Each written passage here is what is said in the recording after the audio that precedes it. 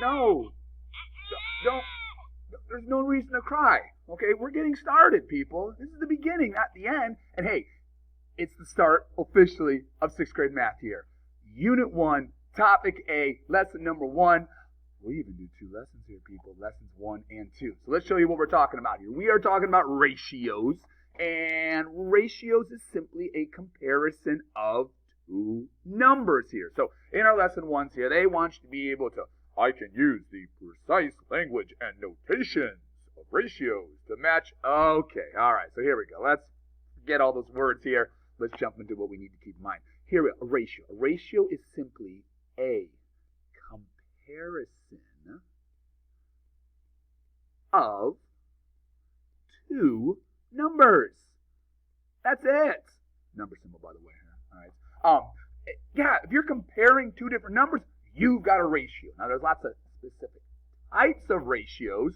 But yeah, we're comparing 2 different things that have numbers. You've got ratios that are there. So, 3 ways of writing a ratio. All right. We can use a colon. All right. So it's 2 dots. Yes. Language arts world, if you want to think about it from that standpoint. We can use the word 2 as in T-O. And we can also use a fraction bar. So these are definitely ways that we will see them written. They all pop up there. The word 2 for when we're writing things out in words. Fraction bar when we're solving things. Ratio with the colon typically when you're reading a sentence as well. So let's jump in and let's see what else we have to keep in mind here. So the big thing here is things stay in order. Okay? Keep in order. Just like elementary school. Stay in line. All right? Don't skip in front of someone. All right? Don't cut. So the idea here is the ratio of the number of boys to, 2, yeah, we know we got a ratio here. The number of girls, all right, is 3 to 2. Now, even though it's a colon there, we read all ratios the same. So that's a good thing to kind of pop back up here, that even though we've got this, all right, we're all said 2.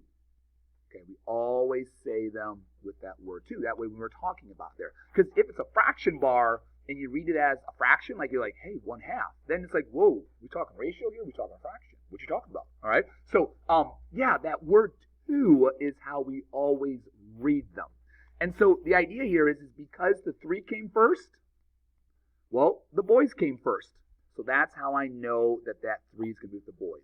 And because the girls came second in this situation, and the 2 came second, well, that's why I know the number of girls would be a 2. So again, just keep things matched up. Okay. That's lesson 1, people. Let's do lesson 2 now. All right. In lesson number 2, they're just saying, hey, listen, we use the word 2, but we're also going to see these phrases of for every and for each. It's another way of writing out your ratios in context that's there. So we're going to come on down, right down here, describe a ratio relationship in the context of the survey for which the ratio is 3 to 5. Okay, so we're using this table that's right above it, and I can see in the title, favorite t-shirt colors, and the idea here is 3 to 5. So the first thing I need has to have 3 of them. So find the 3, ooh, orange, all right, and then find 5. Find 5. Oh, there it is. Is that pink? Yes. All right. So 3 has to come first, which is the orange shirts. So the orange shirts has to come first. The 5 was second, so the pink shirts are coming second. So there's lots of ways I can write it. I could say the ratio of orange shirts to pink shirts is 3 to 5. We can also say for every. That's another key one. So for every 3 orange shirts, there are 5 pink shirts. And so what we want to walk away with here is the idea of is, wait, you didn't use the word 2. And that's correct. I didn't use the word 2. It's not necessary because that phrase for every appeared. So again, there's just different, like when you talk to someone in the hallway, there's lots of ways to greet them. Yeah, I thought that would clear things up a little bit.